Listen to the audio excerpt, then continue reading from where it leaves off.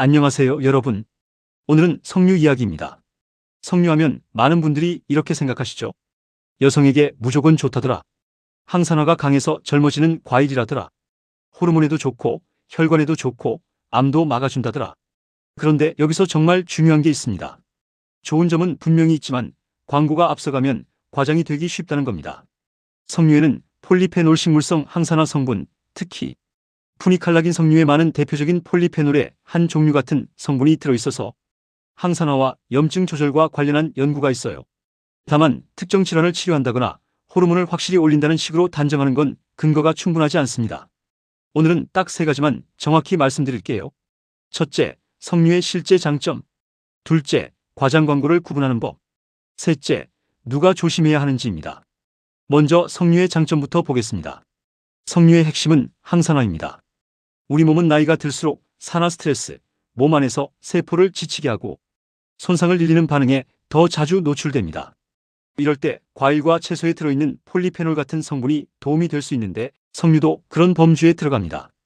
연구들에서는 석류의 폴리페놀과 엘라지타닌 같은 성분이 항산화 작용, 염증 반응 조절과 관련이 있을 가능성을 보여줬습니다. 쉽게 말씀드리면 석류는 몸을 젊게 만드는 마법의 과일이라기보다 과일 중에서도 항산화 성분이 꽤 풍부한 편인 식품으로 보는 게 맞습니다. 그리고 일부 연구에서는 혈관 건강이나 염증 관련 지표에 도움이 될 가능성이 제시되기도 했습니다. 하지만 여기서도 중요한 건 가능성과 확정된 치료 효과는 다르다는 점입니다. 실험실 연구나 소규모 인체 연구에서 흥미로운 결과가 있어도 그것만으로 석류가 혈관 질환을 치료한다거나 약보다 낫다고 말할 수는 없습니다. 또 한 가지, 석류는 광고에서 특히 여성 호르몬 이야기와 함께 많이 나옵니다. 그래서 폐경기면 무조건 석류, 에스트로겐 여성 호르몬의 대표적인 종류를 채워준다는 말을 자주 듣게 되죠. 여기서는 조금 차분하게 보셔야 합니다. 석류에 들어있는 성분이 여성 건강과 관련해 연구된 적은 있지만 사람에게서 에스트로겐을 약처럼 직접 보충해주는 수준으로 입증된 것은 아닙니다. 즉, 갱년기 증상을 치료하는 약처럼 생각하시면 안 됩니다. 석류는 어디까지나 식품이지 호르몬 치료제가 아닙니다. 그래서 광고를 볼 때는 이 기준으로 보시면 좋습니다. 항산화 성분이 들어있다. 이 말은 비교적 무난합니다. 건강한 식생활의 한 부분으로 먹을 수 있다. 이 말도 괜찮습니다. 그런데 호르몬이 확 올라간다. 주름이 확 펴진다. 암을 막는다. 혈관이 뚫린다. 치매를 예방한다. 이런 식으로 결과를 단정하고 질병 치료처럼 말하면 과장 광고일 가능성이 큽니다.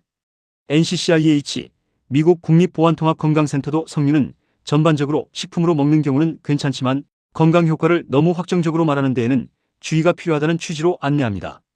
특히 천연이라 무조건 안전하다는 생각은 조심하셔야 합니다. 석류도 사람에 따라 주의가 필요합니다. 첫째, 약을 드시는 분들입니다. 석류 주스는 일부 약물 대사와 상호작용 가능성이 거론돼 왔습니다. 아직 모든 약에서 상호작용이 확정된 건 아니지만 특히 약이 많은 분은 보수적으로 보시는 게 좋습니다.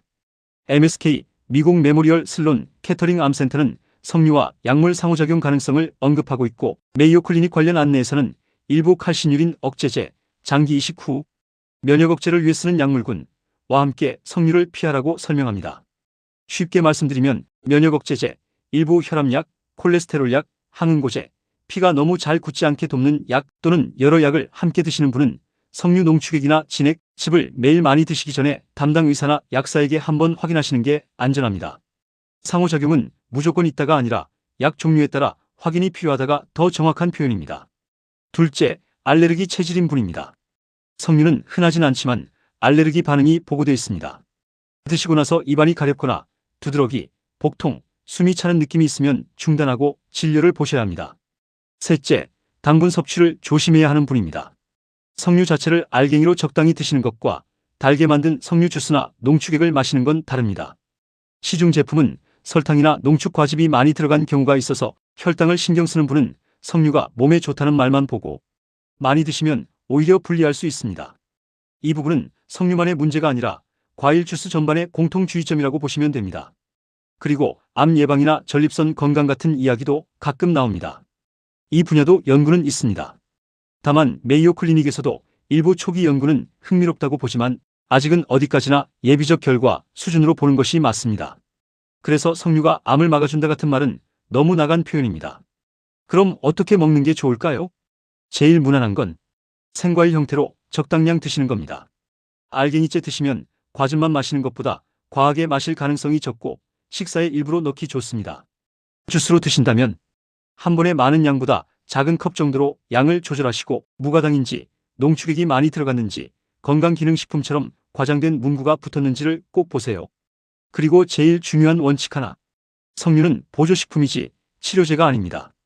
혈압약 대신 석류, 당뇨 관리 대신 석류, 갱년기 치료 대신 석류, 이런 식으로 가면 안 됩니다. 정리해 보겠습니다.